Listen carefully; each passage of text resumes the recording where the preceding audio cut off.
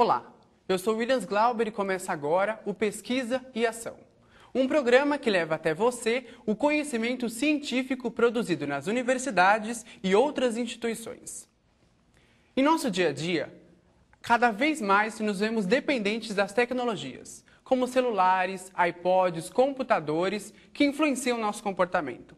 Sem dúvida, essas ferramentas têm sua importância, mas até que ponto prejudica ou não nossas ações?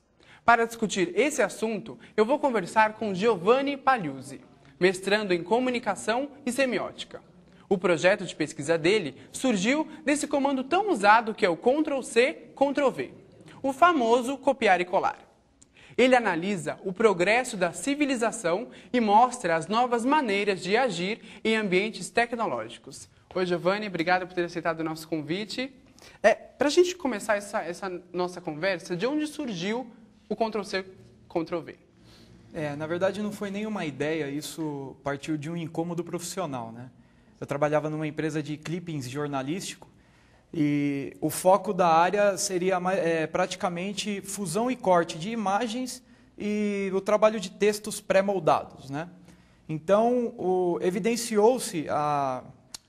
constatou-se, na verdade, que um comando do teclado, independente de software e hardware, predominava, e era o copiar e colar, né? Isso dava um ambiente meio que mecanicista para o trabalho, para o ambiente, né? Então partiu desse incômodo, na verdade. Em uma perspectiva mais pontual, se você se deparar com esse fenômeno do dia a dia, você vai ver que ele restringe justamente pelo seu efeito mecânico, né? Então partiu desse pressuposto, da área de publicidade, né? Comecei daí, vendo esse fenômeno. Aí eu falei, por que não expandir, né, para o nosso processo civilizatório? Vamos ver o que está acontecendo usando especificamente esse comando e outras senhas infotécnicas que você vê por aí, né? Por mais que esse comando ele traga essa ideia mecânica, né? Você deu o exemplo, por exemplo, das empresas de clipping. Elas têm que usar um comando como esse para poder fazer um desempenho profissional melhor. Até que ponto esse comando prejudica na hora que eu vou trabalhar, por exemplo? Sim, na verdade, no mundo em que vivemos hoje, baseado nessa sociedade tecnológica, não prejudica em nada, porque o próprio mundo que nós vivenciamos, ele necessita desse tipo de tecnologia, consequentemente desse tipo de comando. A gente vem da tecnologia de um modo geral.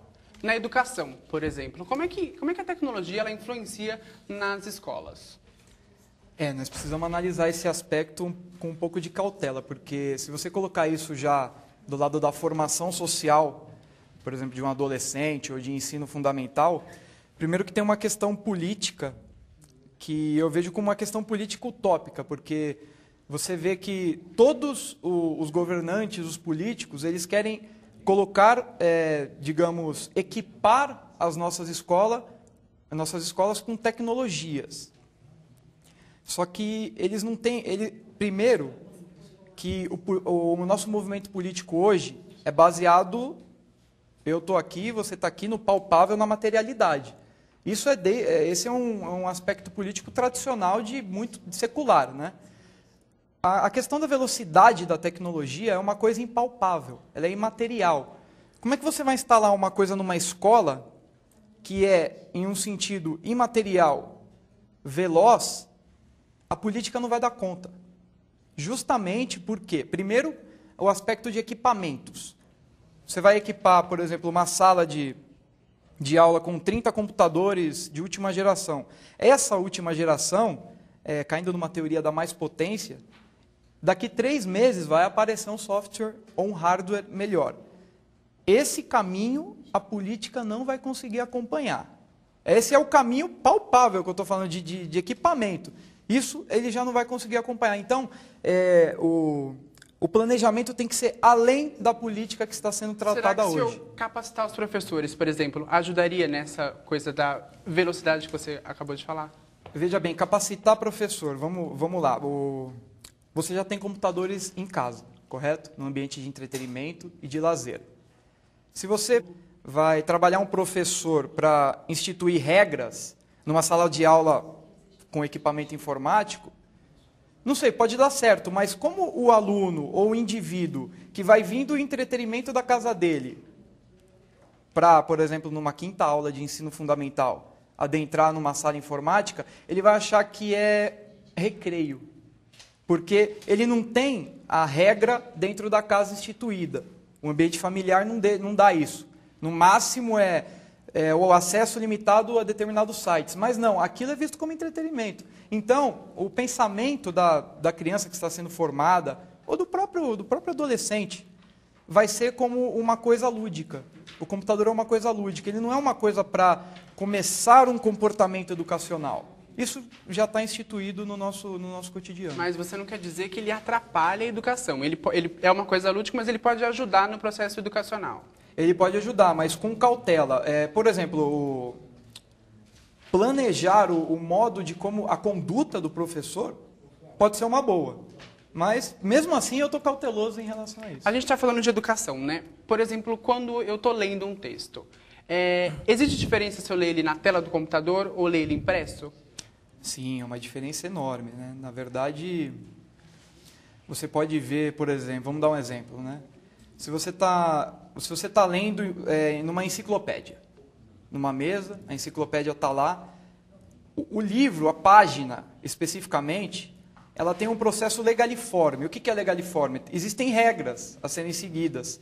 Ou seja, da esquerda para a direita, o começo da leitura, da esquerda para a direita, de baixo para cima, você só tem uma conclusão do tema quando você termina a página, certo?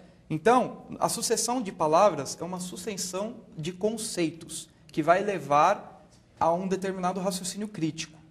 Ou seja, isso é o que nós estamos adeptos, né, a fazer. A leitura por exemplo, a leitura de um texto na frente de uma interface do computador, você pode falar, mas o texto está lá, é a mesma coisa, você é da esquerda para a direita, de cima para baixo.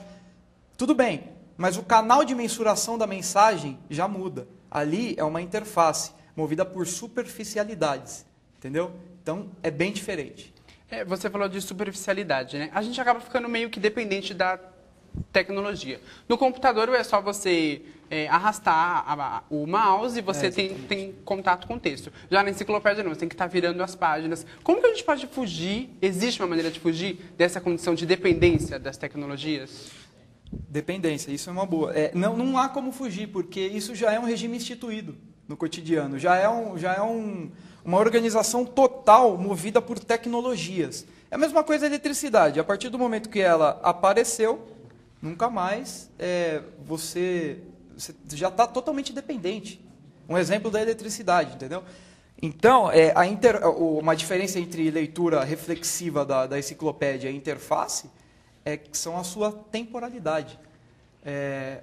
No texto, você tem uma determinada temporalidade. Você lê uma página em alguns minutos, certo? Na imagem, não. Lá é o produto final. Já está, por exemplo, uma pintura a Mona Lisa. É o produto final, você já tem a noção num piscar de olhos, entendeu? Então, ele já te dá o produto finalizado. Se você quiser contornar os caminhos para saber os conceitos, aí tudo bem, mas você parte do fim. A leitura não. A leitura começa tudo bonitinho. Em janeiro, a Anatel divulgou um relatório que diz que hoje o Brasil tem cerca de 203 milhões de celulares, o que dá mais ou menos uma concentração de cerca de 105 celulares para cada 100 habitantes. É um número bastante grande, né? E, assim, o celular hoje em dia, ele deixou de fazer só ligações, por exemplo. A gente tem vários aplicativos que permitem que a gente faça N coisas. Como que a tecnologia, ela influencia na nossa rotina, se a gente pensar nesse exemplo do celular? O celular hoje, você vê que os aplicativos eles são em escaladas globais, né? Digamos assim.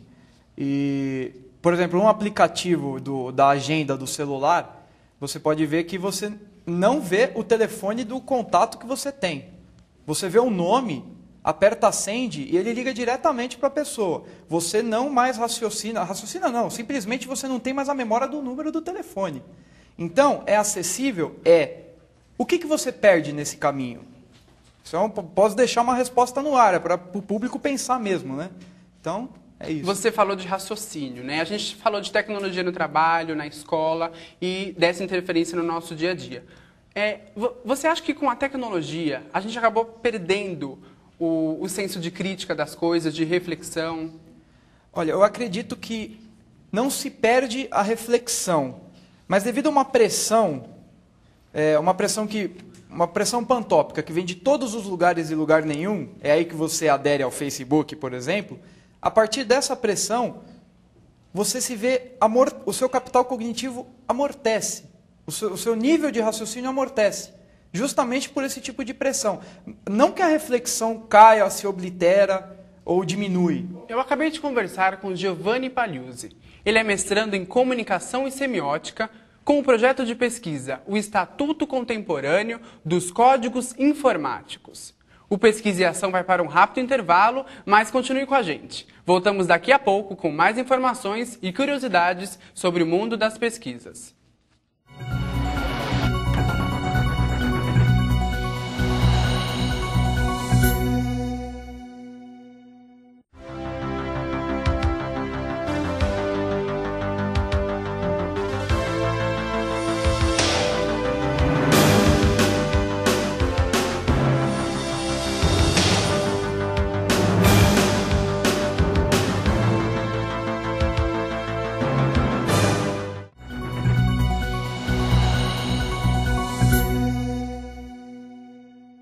Olá! Também conhecido como bullying virtual, o cyberbullying é a prática de ofender, humilhar ou ridicularizar alguém intencionalmente pela internet. Como o meio virtual não tem limites, esses comentários maldosos se espalham rapidamente. Esse tipo de violência pode gerar problemas graves, como o afastamento social da pessoa humilhada. Para nos ajudar a entender mais sobre este assunto, convidamos Andréa Jota. Ela é psicóloga, professora e faz parte de um núcleo de pesquisas sobre psicologia e informática da PUC São Paulo, em que estuda a ligação das pessoas com o mundo virtual e as consequências dessa conexão. Olá, Andréa, obrigado pela sua presença. Obrigado a vocês pelo convite. Para que o público possa entender, que ferramentas da internet pode ser aplicado o cyberbullying? Normalmente ele acontece via redes sociais. Ou seja, perfis de Orkut, perfis de Facebook, Twitter, todos os meios onde as pessoas, de certa forma, postam o seu perfil e as suas possibilidades, os seus contatos, sua rede de relacionamentos. O bullying virtual e o bullying tradicional, ele atinge todas as idades, crianças, jovens, adultos, mas e o agressor? Como que funciona? O que difere o agressor de uma faixa etária para outra? Eu diria que existem diferenças gritantes, pelo menos do ponto de vista psicológico, entre o agressor infantil, né, aquele que brinca ali, né, quando você está nessa fase mais infantil dessa brincadeira, o bullying ele acontece muito mais com esse toque da brincadeira, da experimentação, do você é um bobo, você é um chato, você é isso ou aquilo, mas não do ponto de vista de querer realmente agredir o outro. A gente chama de agressor e agredido, na verdade. A gente acha que o que a gente consegue ver lá no núcleo são que os bullying eles têm 3 participantes, os agressores, os agredidos e as testemunhas, que seriam as pessoas que conhecem, escutam, ouvem aquela situação toda, mas não se intrometem. Elas ficam ali só como testemunhas daquela agressão e não se metem nem para defender o agredido, nem para... Algumas vezes para incentivar o agressor, mas dificilmente entram para defender o agredido. Ainda falando sobre a vítima, como nós podemos reconhecer as atitudes frente ao comportamento dessa pessoa? O bullying, para ser caracterizado como bullying ou como cyberbullying, ele tem que atingir a vítima num limite em que aquela pessoa comece a realmente acreditar que ela é aquilo que está sendo dito. Ou seja, passa a ter uma representação psicológica para ela, dela mesma no social. Ou seja, se você diz para mim que eu sou, sei lá, burra, eu passo a acreditar que eu mereço ser chamada de burra. Eu sou realmente burra a ponto de merecer esse xingamento. Ou seja, isto começa a criar um espaço e uma vivência minha psicológica comigo mesma e com a minha autoestima, com aquilo que eu penso de mim. Aí você está vitimado, ou seja, você acredita tanto que todo mundo acha realmente que você é burro, que você não procura ajuda. você não procura sair desta situação, você fica preso nesse emaranhado onde as pessoas te xingam e você se acha merecedor desse xingamento. E essas características, elas diferem entre o cyberbullying e o bullying tradicional? O cyberbullying ele costuma ser mais devastador do que o bullying.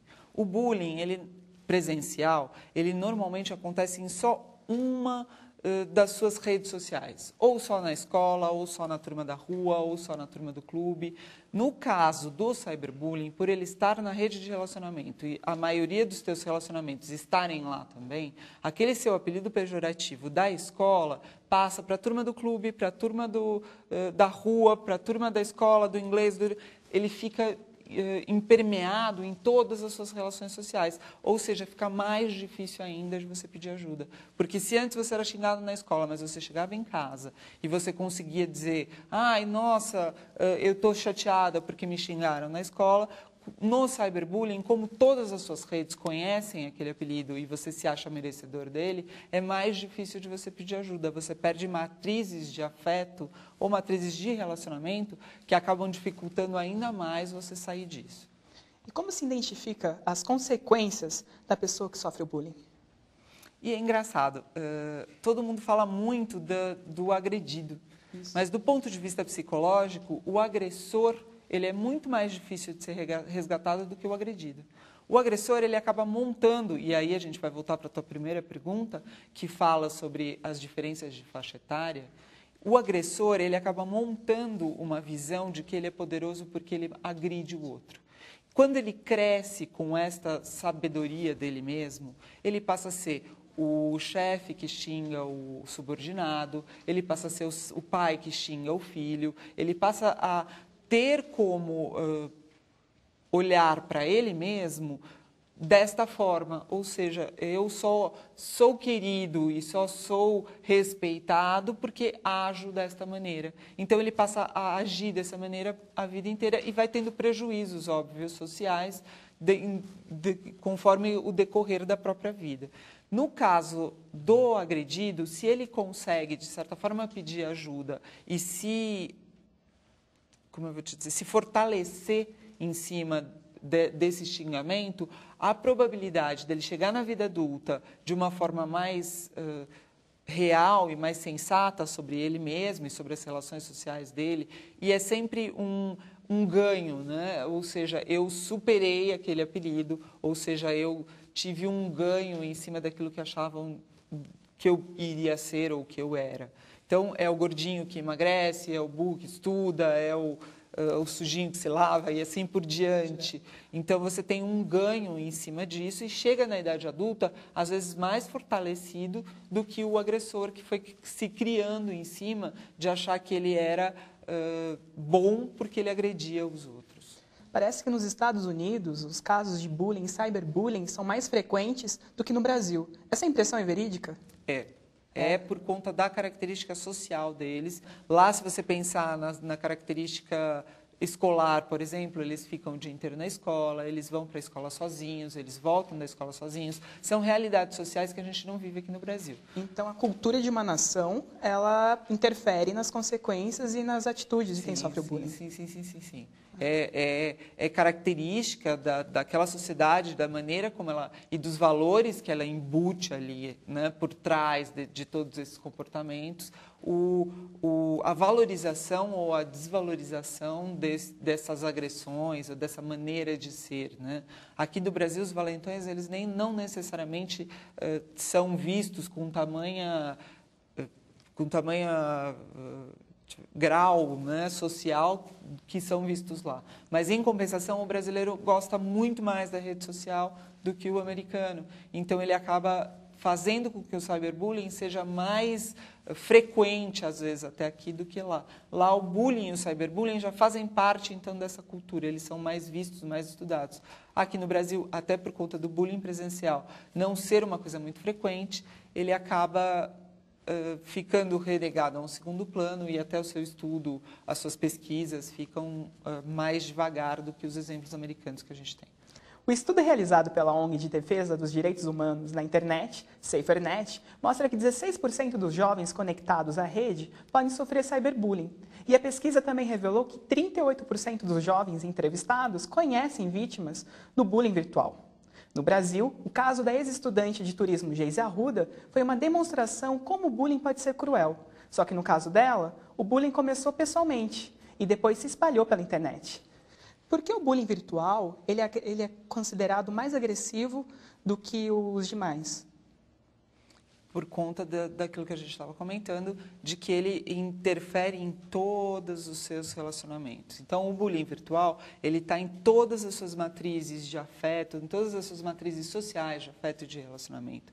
Então, aquele teu apelido que podia ser só visto na escola, ele acaba passando para todas as tuas situações sociais, para todos os seus amigos. Mas por que ele pode ser também considerado mais perigoso do que uma agressão física?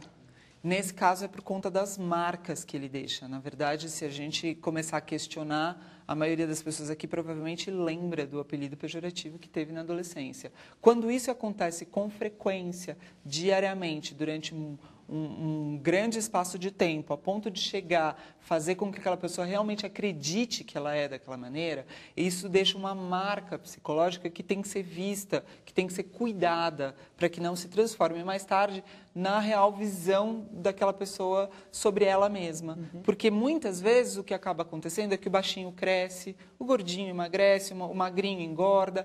É uma dinâmica. A psique, ela é dinâmica. Psicologicamente, os seres humanos são dinâmicos. Só que, quando a gente fica preso a uma realidade social, acaba que a gente acaba continuando com essa marca, às vezes até o final da vida. E você já sofreu algum tipo de bullying ou cyberbullying?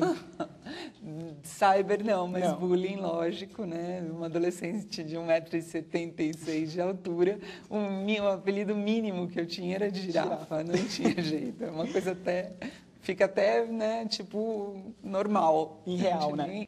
Teve uma convenção nos Estados Unidos, na Casa Branca, que eles falaram sobre o Facebook. O que eles iam fazer? Eles iam colocar, se alguém sofresse o bullying ou cyberbullying, né, no caso, eles iam denunciar o perfil do agressor e iam retirá-lo, né, através de denúncias. Você acha que isso é uma maneira realmente eficaz? Acontece? Tem alguém para poder afirmar que eles podem tirar? Você tem já nas redes de relacionamento, denuncia, onde você pode denunciar, e a própria rede vai atrás para ver o que está acontecendo ali e tal.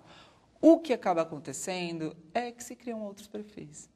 Direto. Os fakes. O controle não é... O controle tem que ser interno, na verdade, né? Se você aprende como valor dentro da tua casa, dentro da tua família, dentro da sociedade onde você vive, que xingar os outros não é legal e que agredir os outros não é uma coisa boa para você e para o teu crescimento, você vai trazer isso para a tua vida inteira. Ou seja, você não vai xingar na internet, você não vai xingar fora da internet, você não vai xingar mais tarde, você não vai xingar seus subordinados e você não vai humilhar os outros porque aquilo vai te fazer bem. Muito pelo contrário, o valor embutido atrás disso vai ser, se eu humilhar alguém é porque eu estou, na verdade, em falta e não eu estou ganhando em cima daquilo. Você acha que existe alguma maneira de evitar isso, então, na rede social? De controlar isso por parte dos donos? Direto da rede social, não acredito. Não, né? Não.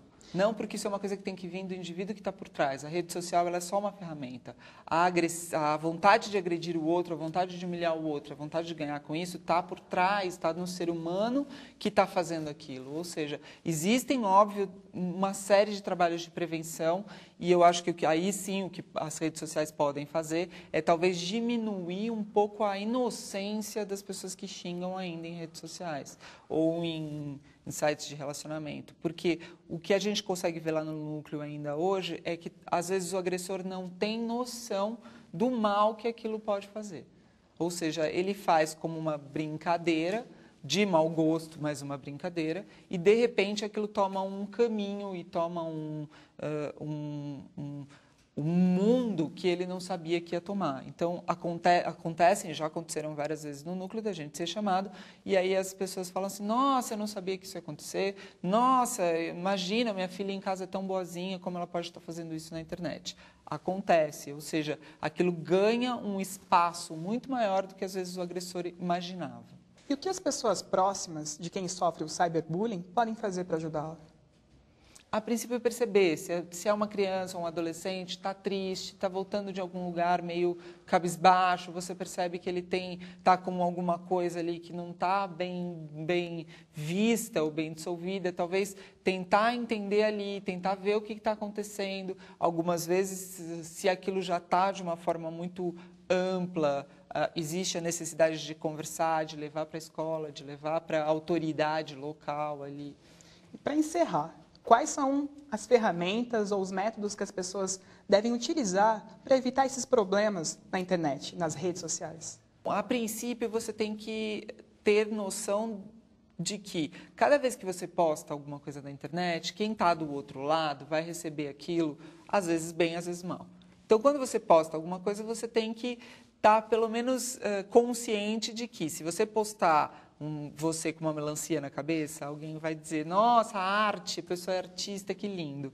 Tem outro que vai olhar e falar, nossa, é ridículo. Se você tiver respaldo psicológico suficiente para lidar também com a crítica negativa, aí, ok, você postar você com uma melancia na cabeça. Se não, evita a melancia, posta só você de uma forma que você consiga lidar com aquilo que vai vir depois. Se você vai postar seu quarto, se você vai postar sua casa, cuidado. Rede social é mundo público, não é mundo privado. Por mais que pareça, é uma janelinha dentro do seu quarto, está tudo ali resguardadinho dentro da sua casa, é mundo público. O Orkut é a praça da cidadezinha do interior. Todo mundo que está ali está vendo o que está acontecendo, as pessoas realmente entram para ver o que está acontecendo e realmente para acompanhar a sua vida. Então, se você não quer ter a sua vida acompanhada, não poste nas redes sociais e assim por diante. Eu acabei de conversar com a psicóloga Andréa Jota. Ela é professora e pesquisa a ligação das pessoas com o mundo virtual e as consequências dessa conexão. Até o próximo programa.